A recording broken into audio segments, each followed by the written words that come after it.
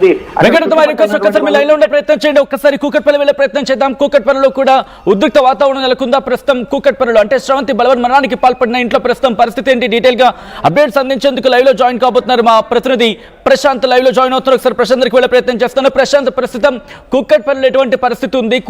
కుటుంబ సభ్యులు అక్కడ ఏమైనా చేరుకోవడం జరుగుతోందా? అక్కడ ఏమైనా కుటుంబ సభ్యులు ఉన్నారా? ప్రస్తుతం పరిస్థితి ఏంటి అక్కడ?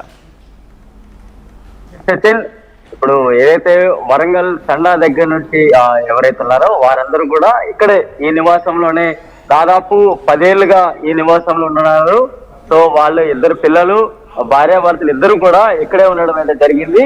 సో 15 ఏళ్ల వివాహితానికి సంబంధించి దాదాపు 2-3 ఏళ్ల క్రితం నుంచి ఒక లవ్ అఫేర్ తో తన భర్త శ్రవంతి తాలూకా భర్త రెండో వివాహానికి సంబంధించి అడుగులు వేసుకుంటూ ఆయన వెళ్తున్నాడు. ఈ కోణంలోనే ఆ శ్రవంతి కూడా తన భర్తతో అనేక సార్లు గొడవ అయితే పడింది. గొడవ పడినా సరే అతని భర్త ఏమాత్రం మార్పు అయితే చెందలేదు. ఊర్లో గ్రామస్తులు కావచ్చు, ఇక్కడ హైదరాబాద్ పోలీసులు కావచ్చు, ఎన్నిసార్లు ఫిర్యాదు చేసినా ఆమె భర్తలో మార్పు రాకపోవడం. సో ఎట్టకేలకు నిన్న సాయంత్రం ఊర్లో మరొకసారి పెద్ద మనుషుల దగ్గర సమావేశమైన తర్వాత కూడా దీనికి సంబంధించి ఎంత మేరకు ఆమెలో మార్పు అయితే రాలేదు. సో నిన్న రాత్రి మాత్రమే వచ్చారని కూడా చెప్తాను. వచ్చిన తర్వాత ఈ బలవన్ మరణానికి కారణం ఏంటంటూ కూడా ఇక్కడ వివరాలు అయితే అందుతున్నాయి. సో ఇక్కడ ఈ కాలనీకి సంబంధించి కూకట్పల్లి కైతలాపూర్ రాఘవేంద్ర కాలనీకి సంబంధించి అధ్యక్షులు ఉన్నారు, అడిగి తెలుసుకున్నాం. ఏంటి మేడం, ఇన్ని రోజులుగా మీ కాలనీలో ఇలా ఈ దంపతులకు సంబంధించి ఎలా ఉండేవాళ్ళు, ఇప్పుడు ఏం జరిగింది ఉన్న పలంగా? గత 10 సంవత్సరాల నుంచి ఉన్నారండి.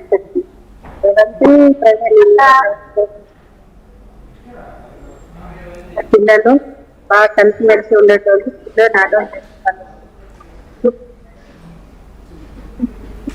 ఈ 1 ఇయర్ బ్యాక్ మహేశ్వరి అనే అమ్మాయి నాకు పరిచయం అయింది. అంటే వీళ్ళ కజిన్, శ్రవంతి వాళ్ళ కజిన్ అవుతుంది అమ్మాయి. ఎలా పరిచయం అయిందో ఏమో, ఆమెకు రెండో పెళ్లి చేసుకున్నాడు. అక్కడ నుంచి వీళ్ళ ఇంట్లో గొడవలు స్టార్ట్ అయినాయి. అక్కడ నుంచి ఈ పిల్ల ఇక నువ్వు పెళ్లి చేసుకున్నావు, నన్ను కూడా ప్రేమించి చేసుకొని మళ్ళీ ఆ పిల్లని కూడా ప్రేమించి చేసుకొని ఎవరిని ఆగం చేయడానికి ఉంటే ఆమెతోనే ఉండిపోవాలనేసి ఈ పిల్ల అనేది. అలాగే గొడవలు పెద్దల సమస్యలు 10 సార్లు పంచాయతీ చేసిండు, అన్ని చేసిండు, కానీ ఆయనలో మార్పు రాలేదు. అలాగే ఇప్పుడు 3 రోజుల కింద వీళ్ళు ఇలాగే గొడవలు అవుతుంటే కూడా ఇప్పుడు ఇంటికి పోయి ఏదో ఒకటి తీర్మానం చేసుకొని వస్తామని ఇద్దరు కలిసి వెళ్ళిండు. నా దగ్గరికి వస్తే, మీ పెద్దల దగ్గర వెళ్ళండి అమ్మా, ఈ పంచాయతీ అనేది నేను చేయలేను, నా వల్ల కాదంటే వాళ్ళు అక్కడికి వెళ్ళి మాట్లాడటంతో వాళ్ళు ఈ పిల్ల అన్నదంటే నేను ఆయనతోని నేను ఉండలేను, ఆ పిల్లతోనే ఉండడు, ఈయన సెకండ్ వైఫ్ తోని, కాబట్టి నాకు న్యాయం చేసి విడాకులు ఇప్పియండి అని ఆమె విడాకుల పత్రం రాసుకున్నారు. రాసుకున్న తర్వాత ఈ ప్రవీణ్ ఏమో గేమ్ చేసి అందరు కాలు బట్టి ఏడ్చి, నువ్వు లేకపోతే నేను బతకలేను, ఆ పిల్ల నా జీవితంలో లేదని ఏమని నమ్మించి నిన్న ఈ టైంకి తీసుకువచ్చి ఈ సావుకి కారణమైండు. ఇన్నే చంపేసిండు అనేది మాకు గట్టి నమ్మకం ఉంది.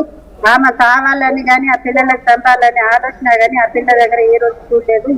ఎన్ని టార్చర్లు పెట్టినా ఏం చేసినా ఆమె బాధపడుతూ చేసేది.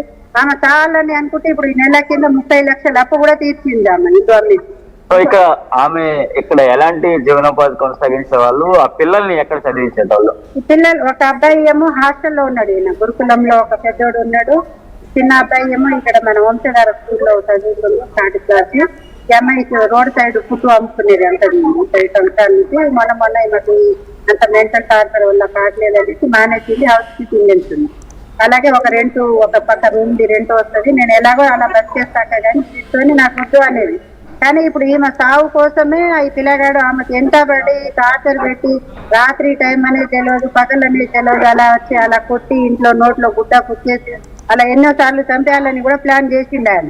చేసినా అలా చేయకురా, ఒకవేళ పోతే సెకండ్ వైఫ్ అయినా ఆమెను బతకని అని కూడా మేము అన్నా కానీ వాడు వినకుండా పెద్దోళ్ళని నమ్మించి తీసుకొచ్చి వాళ్ళ ముగ్గురికి సాగుకి కారణమైన కఠినమైన శిక్ష పడాలి కాలనీ తరఫున. ఇలాంటి చూసిన వాళ్ళ పక్కోళ్ళకు కూడా భయం ఉండాలి. 2-3 నెలలకు ఏదో బెయిల్ వచ్చేటట్టు అలా కాకుండా జీవితకాలం శిక్ష పడాలని కోరుకుంటున్నాం. ఇక్కడ ఆమె ఇల్లుకి సంబంధించి ఎప్పుడు కొనుగోలు చేస్తారు? సో ఈ ఆస్తి పైన ఎప్పుడైనా నాకు రాయాలి అని చెప్పి ఏమైనా గొడవలు ఎప్పుడైనా వచ్చాయంటారా? అలా చేసిందండి. ఎందుకంటే వీళ్ళిద్దరు మంచిగా ఉన్నప్పుడు ఈ పిల్ల పేరు మీదే తీసుకున్నారు ఇల్లు, శ్రవంతి పేరు మీద. ఆ తర్వాత రెండో పెళ్లి అయితే ఎప్పుడైతే చేసుకున్నాడో అప్పుడేమో ఈ పిల్ల నాకు ఇల్లులో సగం వాటా ఉంది, ఒక్కదాన్నే తీసుకోలేదు కదా, ఇద్దరు కష్టపడి తీసుకున్నాం, ఆ పిల్లని తెచ్చి పక్కకు పెడతా అంటే ఈమె ఒప్పుకునేది కాదు. నువ్వు సెకండ్ వైఫ్ ని తెచ్చి ఎలా పక్కకు పెడతావని ఇంకా వీళ్ళ శ్రవంతి వాళ్ళ అమ్మ నాన్న వాళ్ళ తమ్ముడు ఈ పక్క రూమ్ లోనే ఈ పిల్ల కోసమే కాపలా ఉండేది, ఎందుకంటే ఈయన ఏ టైం ఏం చేస్తాడో అని. కానీ నిన్న ఊరు నుంచి వీళ్ళు రావటము, ఇలాంటి నిర్ణయం తీసుకోవటము, ఈ ఆస్తి గురించే ఇల్లు గురించే ఆ పిల్లని తెచ్చి ఇక్కడ పెట్టాలని ఆయన మనసులో ఉంది. సైకో లాగా చేసేటోడు, ఆ పిల్ల మీద ఎప్పుడంటే అప్పుడు కొట్టేటోడు, ఎక్కడంటే అక్కడ కొట్టేటోడు. ఆ ముగ్గురు ఇద్దరు పిల్లలకు ఆమెకు సాగుకి ఆమె చచ్చింది అంటే నేను అనుకోవట్లేదు, ఈయనే చంపింది అనేది మా నమ్మకం ఉంది. కానీ చట్టంలో ఏం తేలుతుంది అనేది చట్టపరంగా న్యాయం జరగాలని కోరుకుంటున్నాను. సో ఇప్పుడు మీరు ఈ కాలనీలో ఉన్నారు, మీ దగ్గరికి ఎన్నిసార్లు వచ్చారు, వచ్చి ఎలాంటి సమస్యలు మీకు వివరించేటోళ్ళు? ఈ పిల్ల 10 సార్లు వచ్చిందండి, 1 year నుంచి ఒక 10 సార్లు నా దగ్గర వచ్చింది. వస్తే అక్క ఈయన రెండో పెళ్లి నన్ను ప్రేమించి చేసుకున్నాడు, ఇప్పుడు ఆ పిల్లని ప్రేమించి చేసుకున్నాడు. కొన్ని ఆమెతోనే ఉంటే ఆమెతోనే ఉండని, కానీ నాకు వచ్చి టార్చర్ పెట్టి ఈ కొట్టుడు, ఈ దెబ్బలు, ఈ తిట్లు, నేను పడలేను ఆయనతోనే అని ఈమె అనేది. వాళ్ళిద్దరికి సంజాయించి 2-3 సార్లు నేను కలిపి ఆ తర్వాత కలిపిన 2 రోజుల తర్వాత మళ్ళీ ఇలాగే కొట్టి గొడవలు చేస్తా ఉంటే ఒక 2 సార్లు కంప్లైంట్ కూడా ఇచ్చింది. ఆమెతో నేను కూడా సిఎస్సి వెళ్ళటం జరిగింది, అక్కడ సిఐ గారి దగ్గర కల్పించినాం, మాట్లాడించినాం.